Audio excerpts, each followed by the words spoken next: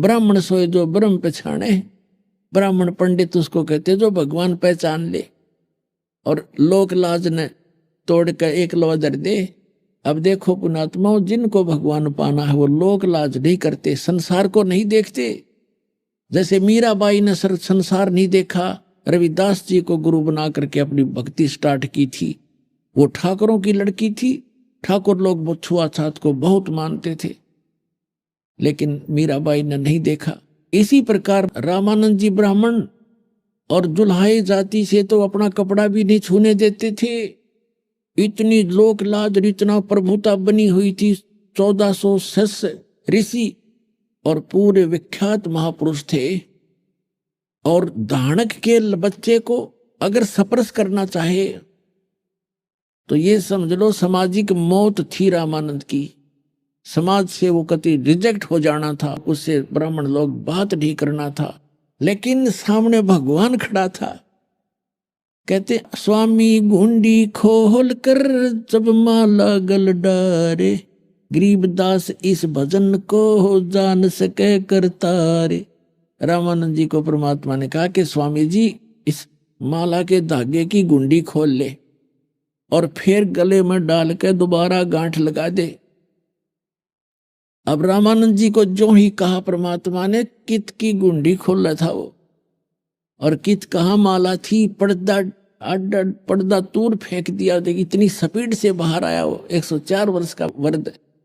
और सामने खड़े उस 5 वर्ष के धानक जुल्हाए के पुत्र को, जिससे वो कपड़ा भी टच करना नहीं पसंद करता था, देखा भगवान खड़ा है। ऐसे मेरी बात को कोई पकड़ नहीं सकता, जान नहीं सकता। और कबीर साहब को सीने से लगा लिया भगवान रामानंद जी ने।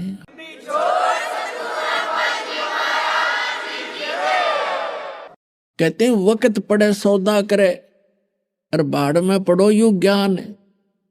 सामने भगवान खड़ा जिसके लिए भटक रहा है, 104 साल खो दिए, घर त्याग दिया, और आज भगवान सामने खड़ा, फिर वो समाज ने देखेगा तो धिक्कार ऐसे भगत को और ऐसी भक्ति को, वो भक्त नहीं है। अब रामानंद जी ने जो ही परमात्मा को ऐसे सीने से लगाया तो ऐसा शरीर भगवान का जैसे रुई होती है।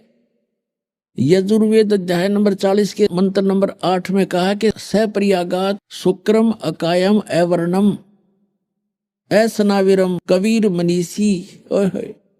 वो परमात्मा कबीर जो यहाँ आते हैं विद्वान रूप में, यानी जगत गुरु रूप में, तत्वदर्शी संत के रूप में, वो परमात्मा वैसे सर्व सबसे पहला देहधारी है। और उसका शरीर शुक्रम अकायम है। उसका शुक्रम माने माता पिता के बीज से बना हुआ, वो शुक्र से बना हुआ हमारे जैसा 5 तत्व का शरीर नहीं है जो माता पिता के बीज से बनता है। तो कहते हैं वो शुक्रम कायम ऐसा नाविरम, उसके शरीर में नाड़ी नहीं है, हार्ड होड नहीं है उसके अंदर। तो वो ऐसा शरीर है भगवान का। इसलिए परमात्मा कहते हैं मैं विधेयी हूं। धर्मदास जी ने कहा था, हे परमात्मा आपके शरीर दिखाई देता है और आप अपने आप को विधेयी कहते हो। तो भगवान ने कहा था कि नरक परख कर देख धर्मदास, तुम सा तन नहीं मोर, मेरा तन तुम्हारे जैसा नहीं है, इसलिए मैं विलक्षण देही है मेरी, इसलिए मैं विधेय हूं।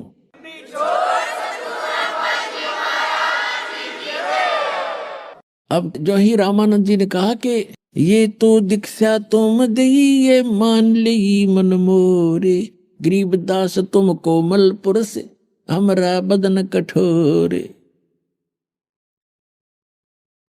क्या बताते हैं कि आपने, क्योंकि बुद्धिमान थे, विद्वान थे, ब्राह्मण थे, संकेत समझ गए कि मेरी फड़क निकाल दी। मेरे मन का जो बंक था, मेरी जो मरोड़ थी, जो मेरे अंदर अहंकार था, वो मेरा चकनाचूर करना था इस परमात्मा ने। तो ये समझ गया कि जो ते शिक्षा मुझ दी वो मान ली मन मोर।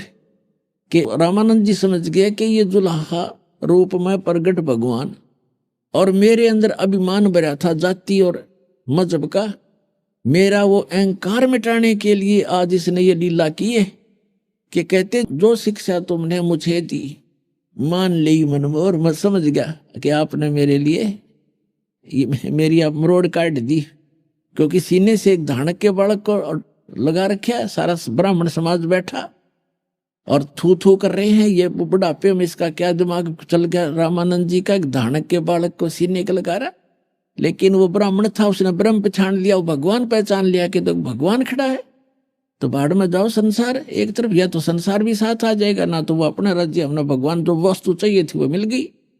तो अब रामानंद जी कहते हैं जो दीक्षा तुम मोहे दी मान ली मनोर, अरे गरीबदास तुम कोमल पुरुष, आपका तो शरीर रुई जैसा है और हमरा बदन कठोर। फिर क्या बताते हैं, मन की पूजा तुम लखी ये मुकुट माल परवेश, गरीबदास गति कौन लख तेरा कौन वर्ण को बेखे।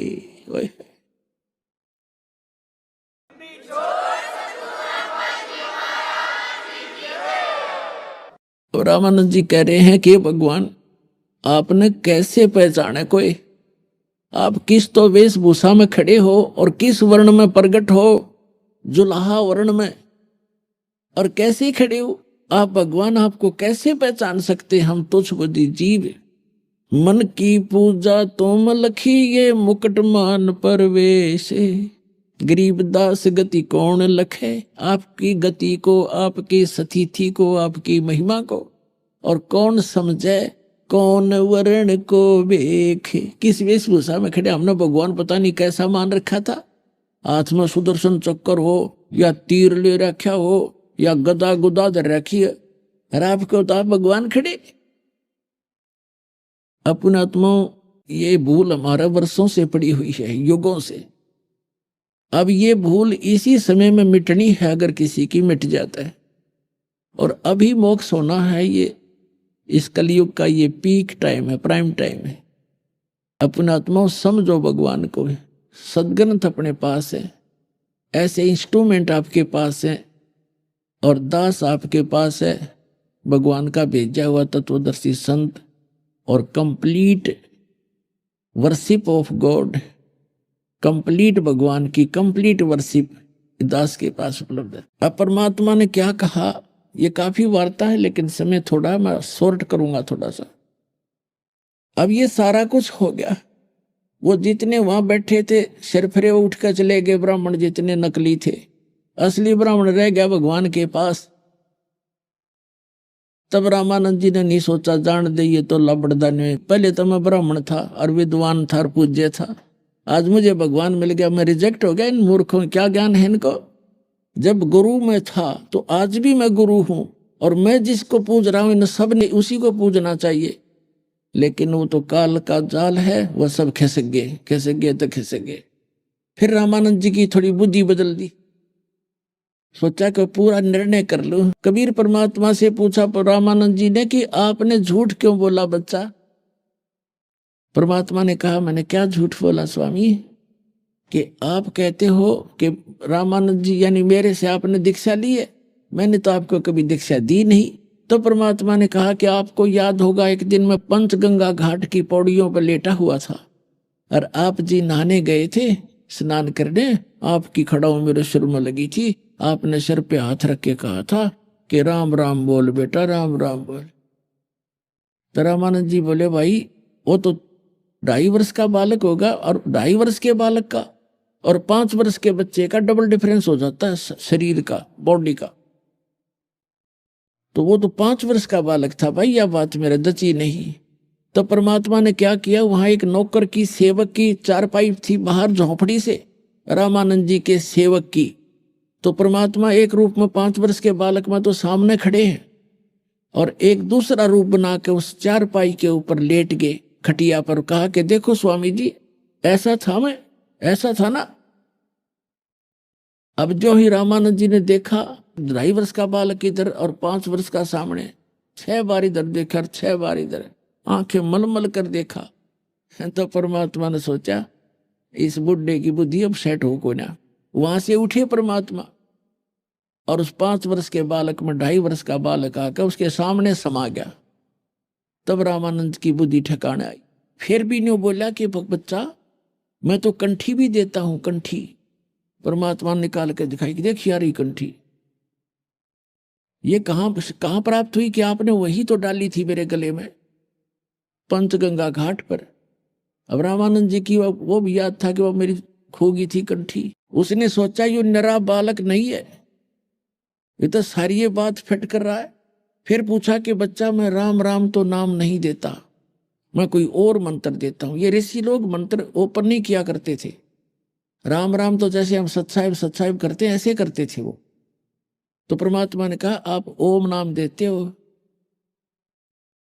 अब रामानंद जी की तो सिट्टी फिट्टी गुम होगी कि सारी सच्ची बतावा, जुल्हाओं तक तो यह बात जा ही नहीं सकती। मैं क्या मंत्र देता हूँ, गुप्त प्रतिज्ञा कराता हूँ जिसको नाम देता हूँ।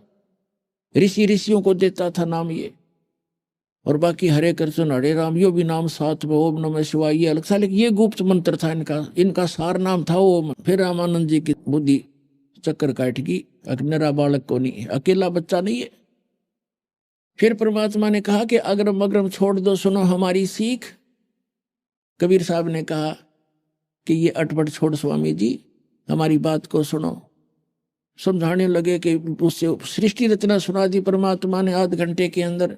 रामानंद जी ने कहा कि मैं आंखों देखूं जब बात बने, क्योंकि आज तक ना किसी वेद में, ना किसी गुरु ने, ना किसी ऋषि ने, ना आचार्य और शंकराचार्य ने हमें ये ज्ञान नहीं दिया। तो रामानंद जी ने कहा कि मैं योग युक्त होता हूं, मैं समाधिस्थ हो जाता हूं। परमात्मा ने कहा कि समाधिस्थ होकर देखिए आप कहां तक पहुंच पाते हो, फिर मैं बताऊंगा आपकी ये स्थिति कहां है। रामानंद जी का अभ्यास था, 1 सेकंड में समाधिस्थ हो गए। और जो ही वो त्रिवेणी पर पहुंचे, योग युगत प्राणायाम कर जित्या सकल शरीर, त्रिवेणी के घाट पर वहां अटक रहे बलबीर। आगे जाके 3 रास्ते हो जाते। सामने ये ब्रह्मरंध्र है, लेफ्ट साइड में ये धर्मराज के लोक को जाता है, और इधर वो अलग से जाता है 88,000 खेड़े साइड में। तो यहां जाकर वो बंद हो गया, उससे आगे नहीं जा पा रहा था। तो परमात्मा वहीं पहुंचे बालक रूप में। समाधि में क्या होता है, सोपन सा होता है। और परमात्मा ने कहा कि आपके हरे राम हरे कृष्ण सीता राम राधे श्याम ये तो कोई मंत्र है नहीं, ओम के नाम से आप बस यहीं तक आ सकते हो। और जब आपकी मृत्यु होगी, जैसे यजुर्वेद अध्याय नंबर 40 के मंत्र 15 में कहा है, ओम करतु समर किलबे समर करतुम समर। ओम नाम का जाप काम करते करते सिमरण करो, और विशेष कसक के साथ सिमरण करो। मनुष्य जीवन का प्रथम कर्तव्य जान कर सिमरण करो। ये ब्रह्म का मंत्र है। गीता ज्ञान दाता 8वें अध्याय के 13वें श्लोक में कहता है, ओम इति एकाक्षरम ब्रह्म विवरण माम अनुसमरण यह प्रियाति तजन देहम सयाति परमाम। मुझ ब्रह्म का केवल एक ओम अक्षर है, उच्चारण करके सिमरण करता हुआ यह प्रियाति तजन देहम, यानी शरीर छोड़कर जाते समय तक इसका सिमरण करता रहता है, सयाति परमाम गतिम, वो ब्रह्म से मिलने वाली, ओम से मिलने वाली परम गति प्राप्त होता है। कहां जाता है, ब्रह्म लोक में। अब यहां स्वामी जी ने इष्ट मान रखा था विष्णु जी, और ओम नाम का जाप करती थी, तो ब्रह्म लोक नहीं जा सकते थे ये। तो उन्होंने बताया कि आप जी अंतिम सांस तक ये मंत्र करते रहोगे, तब क्या आपकी मृत्यु के बाद आप यहां आओगे इस त्रिवेणी पे। ये 3 रास्ते हैं, तो इस रास्ते यहां आकर के आप मृत्यु के बाद इस रास्ते जाओगे, इस रास्ते पर। और आगे धर्मराज का लोक है, सबसे पहले न्यायाधीश का ऑफिस है, वहां आपका अकाउंट होगा। उसके बाद आप विष्णु लोक में जाओगे। विष्णु लोक के अंदर भी ओम नाम की कमाई के अलग से एक रेस्टोरेंट बना हुआ है, वहां भी आपकी कमाई नष्ट होगी। आप वहां जाओगे और फिर 84 लाख योनियों में आओगे। ये सामने का जो ब्रह्मरंध्र है, ये तुम्हारे मंत्र से नहीं खुल सकता। मेरे पास वो मंत्र है जो सतनाम बनेगा, 2 अक्षर का, इन दोनों का मिलकर ये सिमरण किया जाएगा, तब ये ब्रह्मरंध्र खुलेगा। एक ओम एक तत्, जो सांकेतिक है, जो दास आपको देता। तो परमात्मा ने कहा कि देखो मैं सुमन करता हूं अपने सतनाम का। सुमन करते ही सामने का वो एकदम कपाट खुल गया ब्रह्मरंध्र का, और परमात्मा उस आत्मा को साथ लेकर के रामानंद जी को ऊपर पहुंचे। कहा कि ये बैठा तुम्हारा भगवान ज्योत निरंजन, ये काल ब्रह्म, तुम इसे निराकार कहा करते थे, ये गुप्त रहता है। इसने प्रतिज्ञा कर रखी है, साथ में जाएगी 24 और 25 श्लोक में गीता ज्ञान दाता कहता है कि मैं अपने योग माया से छुपा रहता हूं, मैं कभी किसी के सामने कभी अपने वास्तविक रूप में प्रकट नहीं होता। ये मेरा अनुत्तम अटल घटिया नियम है। ये बैठा। फिर परमात्मा ने वो 11वां द्वार पार किया, जो परब्रह्म यानी उस अक्षर पुरुष के ब्रह्मांडों में प्रवेश करते हैं, 11वां द्वार।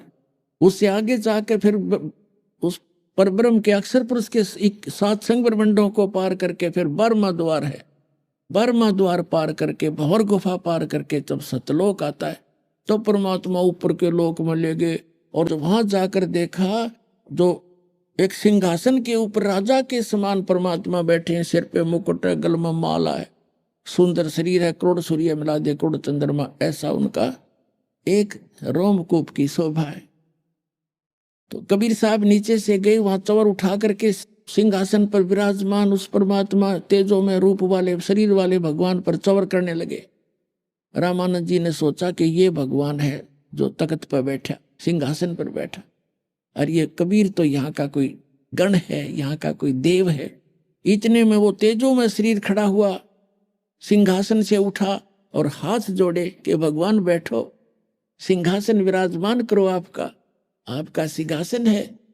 और कबीर साहब उसके ऊपर उछल कर बैठे, बालक जैसे उछला करे, और वो चवर करने लगा जो तेजो में शरीर था, जिसको रामानंद जी भगवान समझ रहे थे। अब रामानंद जी सोच रहे थे कि भगवान, आप इस बालक, ये कबीर बालक और ये भगवान, ये क्या चक्कर है, ये चवर कर रहा है। इतने में तेजो में शरीर और परमेश्वर कबीर जी 5 वर्ष के बालक कबीर साहब के रूप में समा गया उसके अंदर। अकेला कबीर साहब असंग अनंत कोट ब्रह्मांड के संचालक के रूप में वहां विराजमान है, चौर अपने आप हो रहा है।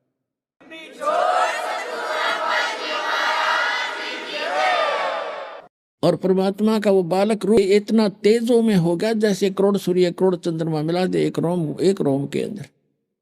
तब परमात्मा ने कहा कि स्वामी जी, ए स्वामी सृष्टा में और सृष्टि हमारे तीर, दास गरीब अधर बसु, मैं यहां रहता हूं, अवगत सत कबीर।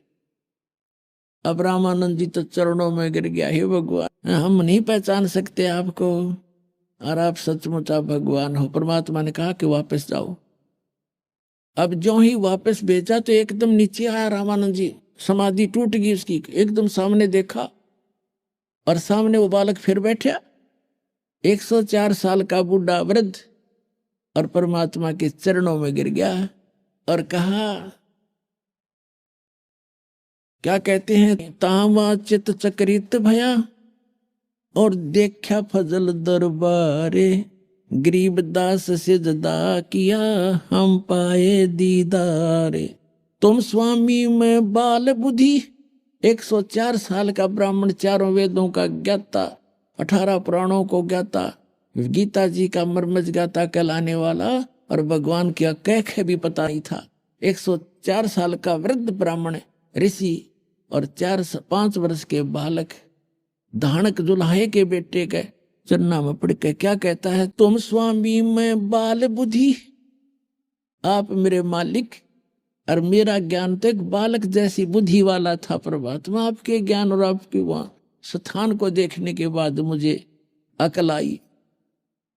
तुम स्वामी में बाल बुद्धि, ये भरम कर्म किया नासे, गरीबदास निज ब्रह्म तुम मेरा होगा दृढ़ विश्वास। निज ब्रह्म, एक तो ब्रह्म है, ये काल है, निज ब्रह्म असली भगवान तो आप हो, अब मुझे दृढ़ विश्वास हो गया। सुन बेसुन से तुम परे, उर से हमरे तीरे, दास गरीब सर्वंग में तुम अवगत पुरुष कबीरे। सुन बेसुन से परे हो और यहां भी आप बैठे हो। फिर क्या कहते हैं, कोटि कोटि सिजदा करे और कोटि कोटि प्रणाम, गरीबदास अनहद अधर हम पर से तव दामे। कोटि कोटि सजदा किया, कोट कोट प्रणाम। ये भगवान सामने बैठा जिसने खोज रहा, सारा जीवन न्यौछावर जिसने कर रखा, और सामने जैसे सर्प न मणि पा जा, निर्धन न धन मिल जा, भूखे न भोजन मिल जा, ऐसी सती थी रामानंद जी की होगी। और क्या कहते हैं, कोटि कोटि सजदा किया और कोटि कोटि प्रणाम। सिर पटक दिया महापुरुष ने, उस जिसकी खोज कर रहा था वो आप पे आ मिला। कोटि कोटि सजदा करे और कोटि कोटि प्रणाम। गरीबदास अनहद अधर, आपकी तो अनहद जिसकी कोई सीमा नहीं ऊपर, और हम पर से तव धाम, हमने आपका वो धाम, आपका वो स्थान देख लिया। बोलत रामानंद जी सुनो कबीर करतारे, गरीबदास सब रूप में तू ही बोलनहार। तेरी शक्ति से सब जीव बोल रहे हैं, चल रहे हैं, ब्रह्मांड घूम रहे हैं। तुम साहेब तुम संत हो।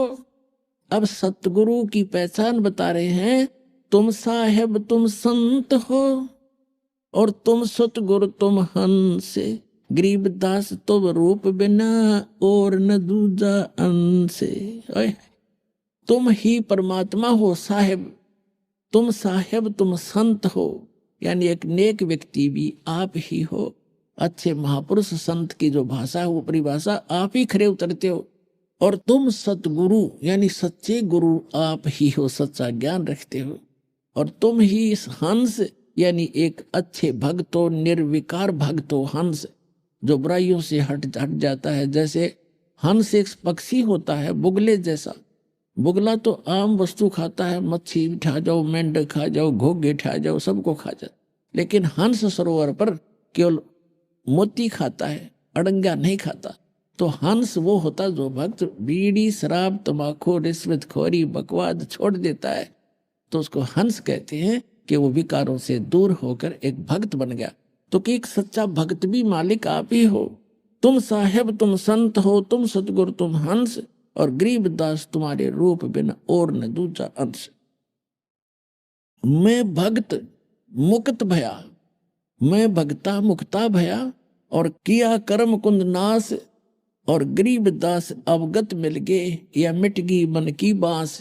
मेरे मन की भ्रमणा मिट गई, मुझे भगवान मिल गए अवगत, जिसको कोई नहीं जानता। दोहू ठोर है एक तू, बया एक से दो, गरीबदास हम कारणे तुम आए हो मगजो। दोहू ठोर है एक तू, हे भगवान ऊपर भी आप ही हो और यहाँ भी आप ही हो, और हम नीचों के लिए आप वहां से गति करके आए हो। ओए होए, अरे यही वेद प्रमाण देते हैं कि वो परमात्मा ऊपर रहता है, वहां से गति करके आता है और अच्छी आत्माओं को मिलता है। तो पुण्यात्माओं, आपका सौभाग्य है कि आप जी को परमात्मा का दिया हुआ वो यथार्थ ज्ञान और उनका बनाया हुआ ये सतगुरु आपको प्राप्त हुआ, और वही ज्ञान वही भक्ति जो भगवान बताने आए थे आज आपके सामने रूबरू हुई। सौभाग्य आपका, धन्य आपके माता पिता जिनसे जन्म हुआ। और कहते समझा है तो सिर दर पाऊं, बोर नहीं रे ऐसा दाव। कबीर साहब कहते हैं कि ये संसार समझदा ना ही कहंदा श्याम दोपहरे नू, और गरीबदास ये वक्त जाते रोग इस पैरे नू। ये समय जब हाथ से चूक गया और मोक्ष नहीं हुआ, सच्ची भक्ति कोई प्राणी मनुष्य नहीं करेगा इस प्राइम टाइम के अंदर, तो रोया करोगे इस समय को याद करके, मनुष्य जीवन हाथ से छूट जाएगा। तो इसलिए पुण्यात्मा अपना कल्याण करवाओ, औरों को भी समझाओ। जितना भी अधिक से अधिक जनता में ये ज्ञान फैलाओगे, आपको भी भला होगा, समाज भी सुधर जाएगा, सबके दुख दूर होंगे, सबको परमात्मा मिलेगा, पूरा विश्व पार हो जाएगा।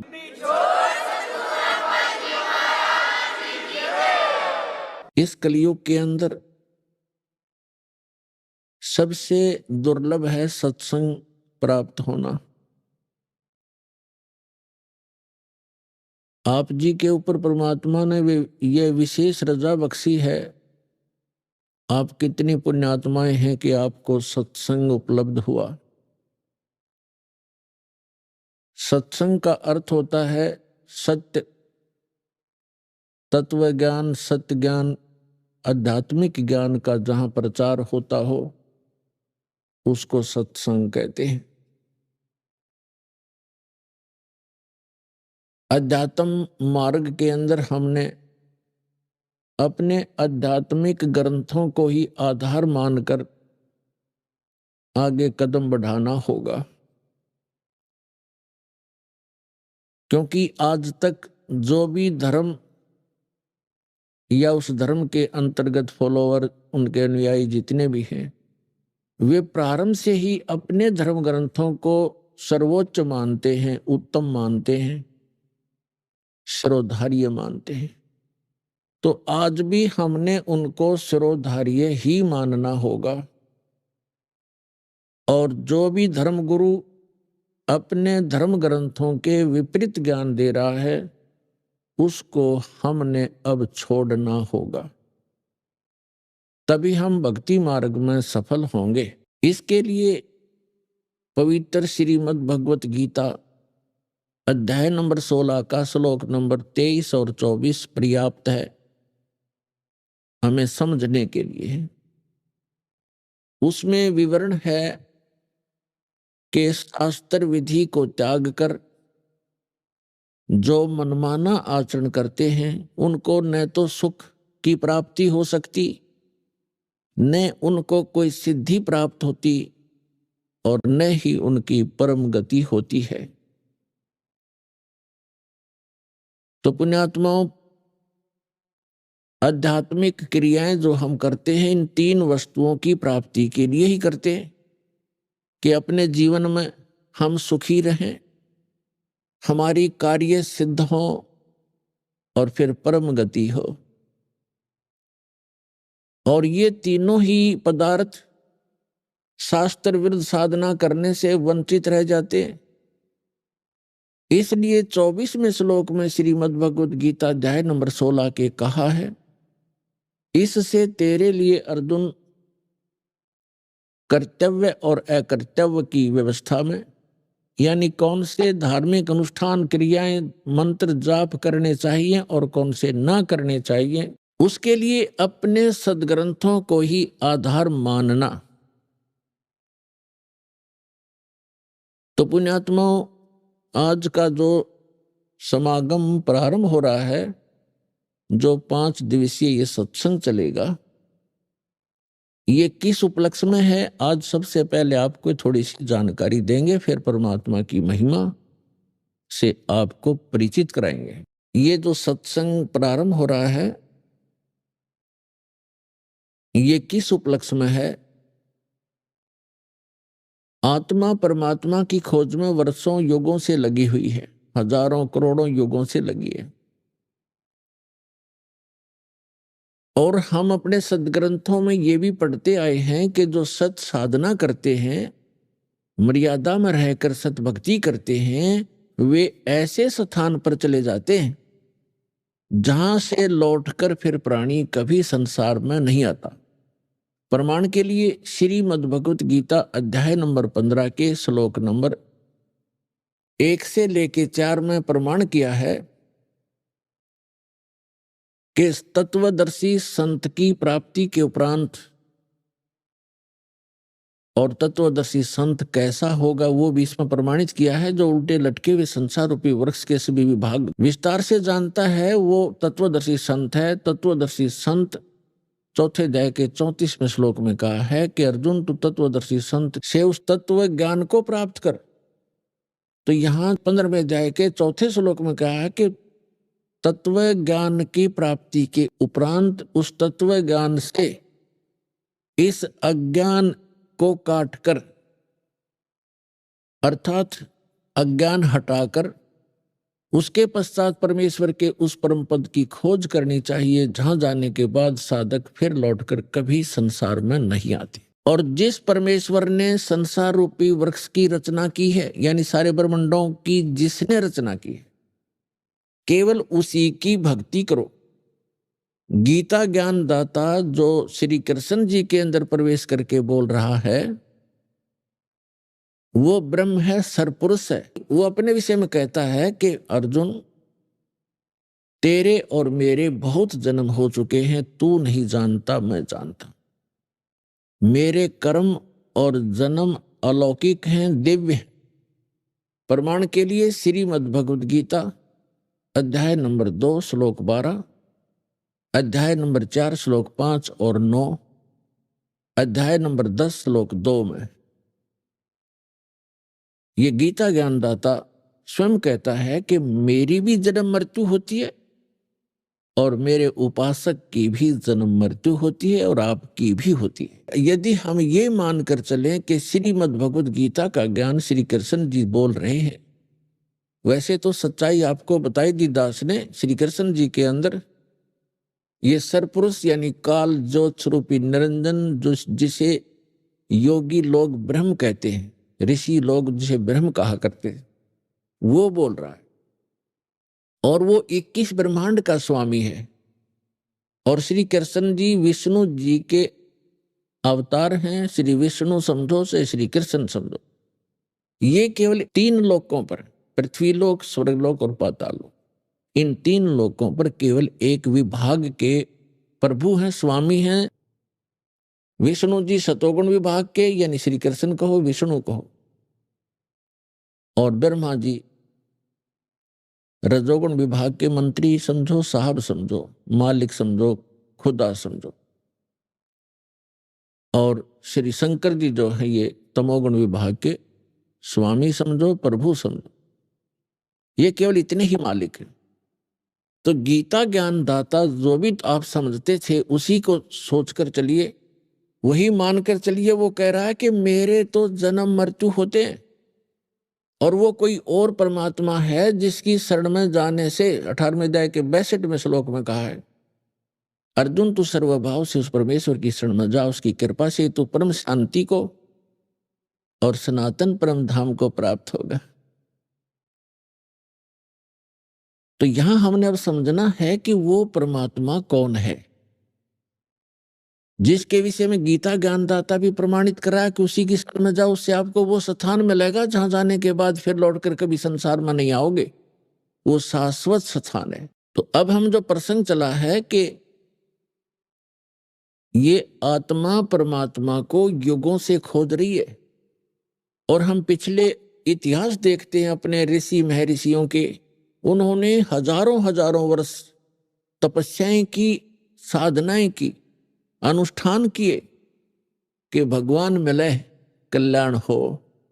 लेकिन यदि उनका मार्ग ठीक होता तो वही मार्ग वो हमें बताया करते थे, तो हम सभी चले जाते और पृथ्वी खाली हो जाती।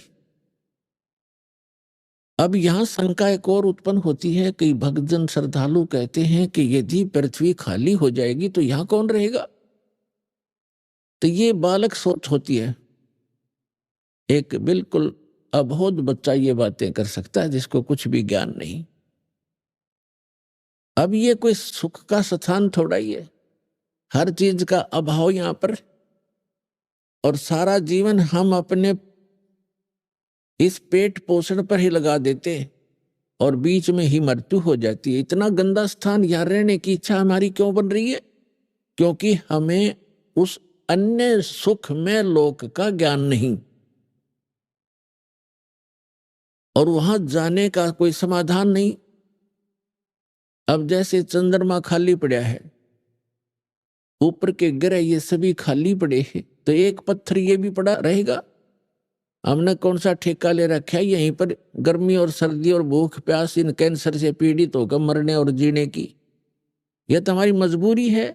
जब हम ऐसे स्थान पर चले जाएंगे जहां हमें शरीर इतना बड़ा अच्छा मिलेगा जिसमें कोई रोग नहीं, निरामे मिलेगा। निरामे, आमे माने रोग होता है, निरामे माने निरोग शरीर मिलेगा। और ऐसा ही वहां दुनिया होगी आपकी, ऐसे आपका परिवार होगा जो कभी मृत्यु को प्राप्त नहीं होगा। और वहां एक ऐसा शिष्टाचार होगा, यहाँ तक कद बहु सास ने गड़न लाग रही है या सास बहु के सर हो रही है, रोज कोई ना कोई पंगा जी ने बना रहता जीव के, हम ढीठ होकर जी रहे हैं, कोई विकल्प दिखाई नहीं दे रहा। तो हम ऐसे स्थान पर चले जाएंगे जहां कोई दुख नहीं, कोई वृद्ध अवस्था नहीं। अब कौन वृद्ध होना चाहता है, कौन रोगी होना चाहता है, और सभी हो रहे हैं। कौन मरना चाहता है, और सभी मर रहे हैं। तो ऐसे गंदे लोक में और फिर कोई ये कहे कि ये खाली हो जाएगा, ये तो जितना शीघ्र खाली हो उतना अच्छा। ये रहने का स्थान है। कहीं फ्लड आ रही है, मर गई दुनिया, कहीं पर भूकंप आ गया है, कहीं पर वैसे सूखाग्रस्त, कोई रोग से मर रहा है, कोई किसी तरह करा रहा है। तो ये तो एक बूचड़ खाना है ये पृथ्वी लोक, और ये स्वर्ग लोक यहाँ के, ये कोई स्थान ठीक नहीं है। तो परमात्मा की खोज में हम युगों से लगे हुए हैं, और यदि उन ऋषि महर्षियों का मार्ग सही होता तो हम चले जाते वहां पर, हम इस संसार में नहीं रहते। इसका कारण यही रहा कि हमारे सदग्रंथों का भी ज्ञान हमारे धर्मगुरुओं को नहीं था। वर्तमान के अंदर तो बिल्कुल ही बिजली गिर गई है, और विशेषकर इस हिंदू धर्म में तो कमाल कर दिया। जितना भक्ति का इस अध्यात्म मार्ग में जो घोटाला देखा है इस हिंदू धर्म के अंदर, और अन्य धर्मों में नहीं देखने को मिलता। अन्य धर्मों के धर्मी जैसा कोई कुरान शरीफ का मानने वाला है, कम से कम कुरान शरीफ को आधार तो मान रहा है, और उसके अनुसार जैसा भी उनकी परंपरा वो एक ही तरह की भक्ति करे। इसी प्रकार ईसाई धर्म में देख ले, सिख धर्म में देख लो, और हिंदू धर्म में देख ले, जितने गुरु उतनी ही पूजा, जितने जो ज्ञान है उतने ही देवता। कोई कुछ पूज रहा है, कोई कुछ पूज रहा है, कोई कुछ बता रहा है, कोई कुछ बता रहा है, कोई आधार नहीं। जबकि हमारे सदग्रंथ हैं, उनको तो देखे हम झांक के, तो हमारे धर्म गुरुओं को हमारे धर्म ग्रंथों का भी ज्ञान नहीं था। इस कारण से हमारे उन अनमोल रत्न, जो अनमोल खजाना हमारा हमारे ही घर में छुपा पड़ा था, ये हमारे धर्मगुरु उसको हमारे सामने रख नहीं सके, जिस कारण से हम गरीब से गरीब होते चले गए। हम आध्यात्मिक गरीब हो गए, निर्धन हो गए। कबीर साहब कहते हैं, कबीर सब जग निर्धना और धनवंता ना कोई, धनवंता सो जानिए जिस पर राम नाम धन होए। तो हमारे पास राम नाम धन नहीं रहा, जिस कारण से हम भिखारी बन गए। तो पुण्यात्मा, अब हमने फिर राम नाम के धन को पुनः संग्रहित करना है शास्त्र अनुकूल साधना करके। अब आज का जो समागम प्रारंभ हुआ है, इसका उपलक्ष्य है कि ज्येष्ठ सुदी पूर्णमासी को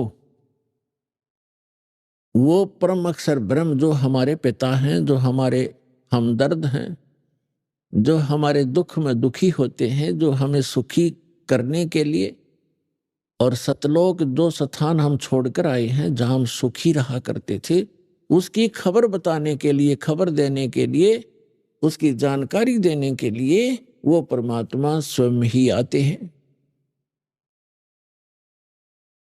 और ये हमारे सतग्रंथ भी प्रमाणित कर रहे हैं। ऋग्वेद मंडल नंबर 9 सूक्त नंबर 86 और मंत्र नंबर 26 और 27 में, ऋग्वेद मंडल नंबर 9 सूक्त 82 मंत्र 1, 2, 3 में, ऋग्वेद मंडल नंबर 9 सूक्त 20 मंत्र 1 में, ऋग्वेद मंडल नंबर 9 सूक्त 94 के 94 के मंत्र नंबर 1 में, ऋग्वेद मंडल नंबर 9 सूक्त 95 के मंत्र नंबर 2 में, ऋग्वेद मंडल नंबर 9 सूक्त 96 96 के मंत्र 16 से लेकर 20 में, ऋग्वेद मंडल नंबर 9 सूक्त 54 मंत्र 3 में, ऋग्वेद मंडल नंबर 9